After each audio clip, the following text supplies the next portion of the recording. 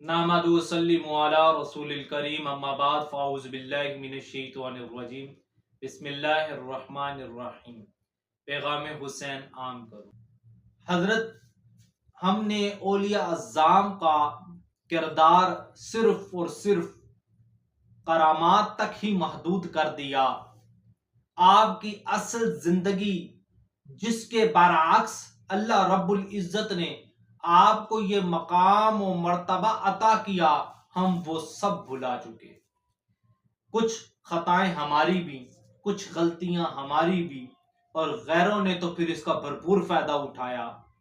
ہماری خطائیں یہ کہ ہم نے صرف اولیاء اعظام کو ان کی کرامتوں سے یاد رکھا، ہم نے صرف بزرگان دین کو صرف کرامتیں ہی بیان کی، ان کی اصل زندگی اسلوب پر نہ ہی توجہ کی اور نہ ہی عمل کیا۔ ان کی اصل زندگی کیا تھی؟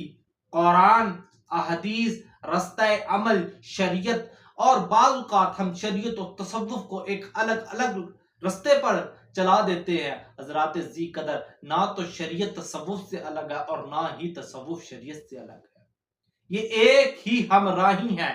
اللہ اکبر۔ حضرت پیر میر علی شاہ صاحب کی زندگی اگر ہم اس کا مطالعہ کریں تو آپ ایک بہت بڑے مدرس تھے، بہت بڑے عالم دین تھے، آپ گیلانی سید تھے، آپ نجیب الطرفین تھے، آپ حسنی حسینی سید تھے، آپ کے والد حضرت نظر الدین رحمت اللہ علیہ ایک پایا ناز اولیاء کرام میں سے تھے، آپ بہت بڑے بزرگ تھے۔ جب آپ کے وصال کا وقت قریب آتا ہے تو اپنے بیٹے میرے علی شاہ سے کہتے ہیں، میرے علی، میرا مزار نہ بنانا اور مجھے وہاں دفن کرنا جہاں پہ رب العزت کی حمد و ثنا کی آواز آتی ہو، اور جہاں پہ دن میں 5 وقت رب العزت کی بارگاہ سے اللہ اکبر کی آواز آتی ہو۔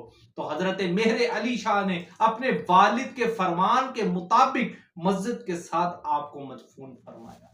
یہ ہوتی ہے ماں باپ کی تربیت، یہ ہوتا ہے ایک ولی کامل، یہ ہوتا ہے ولی کامل کا کردار، یہ ہوتا ہے ولی کامل کا عمل، اور اسی عمل سے رب العزت ان اولیاء اعظام کو اپنا محبوب کر لیتے۔ اللہ اکبر۔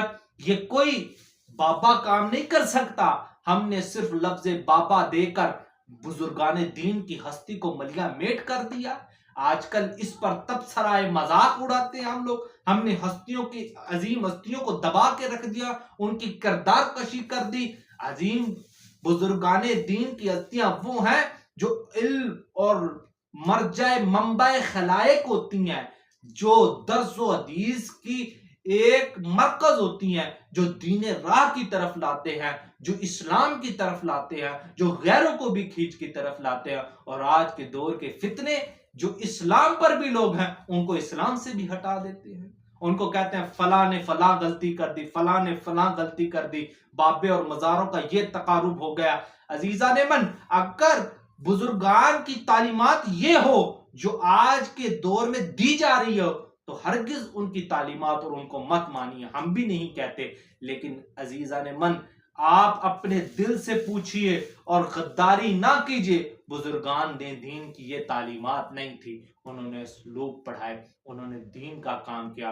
حضرت پیر میرے شاہ صاحب کا فتاوی مہریہ پڑھ کے دیکھ لیں، سیف چشتیہ پڑھ کے دیکھ لیں، آپ نے کئی کتابوں پر کئی کام کیا۔ جب انسان آپ کی کتب پڑھتا ہے نا تو ایسا سمجھتا ہے کہ بحر علوم پڑھ رہا ہو۔ اور عزیزان من، لوگوں کی کتابوں سے چھوٹی چھوٹی غلطیاں نکالنا بہت آسان ہے، لیکن وہی کتاب لکھنا، وہی کام کرنا، وہی کردار ادا کرنا، یہ قیامت تک بڑا مشکل ہے۔ اور آپ لوگ کیا سمجھتے ہیں ایک کتاب اس طرح ہی لکھی جاتی ہے؟ اللہ اکبر۔ آپ لکھ کر تو دکھاؤ ایک کتاب، آپ کو لگ پتا جائے گا کہ کتاب لکھنا کس کو کہتے ہیں۔ ہاں، کتابوں سے غلطیاں نکال کر دکھانا یہ اور بنا ثبوت کے، یہ آسان ہے۔ عزیزان من، اسی کتاب کو لکھنا یہ بڑا مشکل کام ہے۔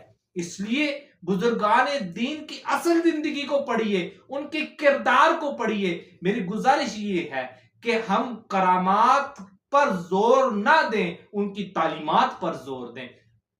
کرامات زندگی کا ایک اسلوب حصہ ہیں اور وہ ظاہر ہوتی رہتی ہیں، اور یہ تو نبیوں سے بھی ظاہر ہوئے معجزات، اور بعد از ان غلاموں سے، ان سادات سے یہ کرامات کی صورت میں ظاہر ہوتے رہے۔ ہمارا اس سے انکار نہیں ہے، لیکن اس کا اقرار اس طرح ہے کہ آپ کی عملی زندگی کو پڑھا جائے اور اس پر عمل پیرا ہوا جائے، جو رسول کریم علیہ السلام کی زندگی ہے، جو نبی اکرم صلی اللہ علیہ وسلم کی شریعت کی زندگی ہے۔ پیر مہر علی شاہ صاحب نے ساری زندگی حضور کی شریعت کا علم بلند رکھا، حضور کی شریعت پر بہترین کام کیا، قرآن پر بہترین کام کیا، حدیث پر بہترین کام کیا۔ آپ نے کئی علوم پر بہترین کام کیا اور کئی جوابوں کو اکٹھا کر کے قلم بند کیا، جو آج کے لیے مشعل راہ ہیں۔ ہمیں یہ کام کرنا چاہیے اور ان جیسے بزرگوں کے پیچھے چلنا چاہیے، ان جیسے بزرگوں کے ڈھونگی اور ڈھونڈ ڈپاروں کے پیچھے نہیں چلنا چاہیے، جو دین کے خلاف چلتے ہیں اور جو دین سے دور کرتے ہیں، اور جو یہ ذاتی کرتے ہیں کہ بزرگان دین کے خلاف ہی کر دیتے ہیں۔ ان جیسے لوگوں سے بھی بچا جائے۔ اللہ رب العزت حضرت پیر مہر علی شاہ رحمت اللہ علیہ کے درجات بلند کرے اور ہمیں ان کی زندگی پر چلنے والا بنائے، جو انہوں نے حضور نبی اکرم صلی اللہ علیہ وسلم کا رستہ میں بتایا۔ اللہ رب العزت ہمیں اس رستے پر چلنے کی توفیق عطا فرمائے۔ وآخر دعوانا